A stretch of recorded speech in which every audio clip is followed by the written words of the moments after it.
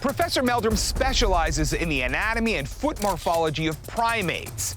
He's also been collecting and analyzing Bigfoot tracks for the last 20 years. He's the unquestioned expert on Bigfoot tracks, and we're excited to meet with him here at the place that brought him into the Bigfoot world. Hi, Dr. Meldrum. Hi, Cliff. Hey, Dr. Meldrum. Hi, Ranae. Hi. Hey, Dad. Howdy. Hey, Bobo. Jeff. Good to see y'all. This is the location where you pulled those prints back in '96 then. That's right. I've wanted to see this location for as long as I've been reading about it. I know, it's kind of nostalgic for me to be back here. And how did you become involved with these tracks? My brother and I, we dropped in on Paul Freeman, and after examining a number of his casts, he remarked, well, you know a lot about footprints. Would you like to see some fresh tracks? And my mouth kind of dropped. I thought, well, what do you mean? He said, well, I just found some this morning. I was flabbergasted here with this long line, not a few tracks, but 35, 45 footprints in succession. Very clear, very fresh.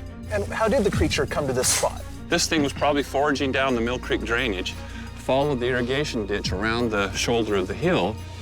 What was really interesting was about every second right footprint, the track was angled out from the direction of travel by 45 degrees. And I thought, well, that's weird. Why would every second right step be angled out like that? And I noticed that every time I looked back over my shoulder to see how the tracks appeared, that looking over my shoulder turned my foot out 45 degrees. So this thing was heading back towards the only cover. Every second step, it was looking over its shoulder, checking the progress. Doing a 352. That's right, exactly. But it's the imperfections that were so interesting to me. It was the half tracks, it was the slips, it was the toe drags, it was all these other features of the dynamics of the footprints that made them really so astounding. I could just barely match its walking length. What was the step length when it ran? About 42 to 52 inches when it was running. So step length wasn't out of human possibility, so that's not what ruled out hoax for you. What did rule out hoax then?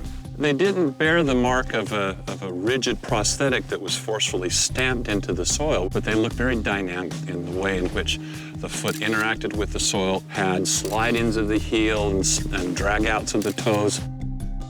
For this to have been faked could not have been accomplished with a single set of artificial feet. It would have required several different sets that were interchanged at just the right places, and that just gets way beyond the realm of credulity. But then you would have seen the tracks of the people helping to interchange them along the Exactly. side. Much more likely it's just a natural, organic animal. Speaking as a fellow scientist, what makes you pull yourself over into saying you believe it's possible these animals are real? After a decade and a half of research, I'm convinced by the evidence, by the data, that there certainly is something out there, at the very least, that it justifies our pursuing the question and investigating further.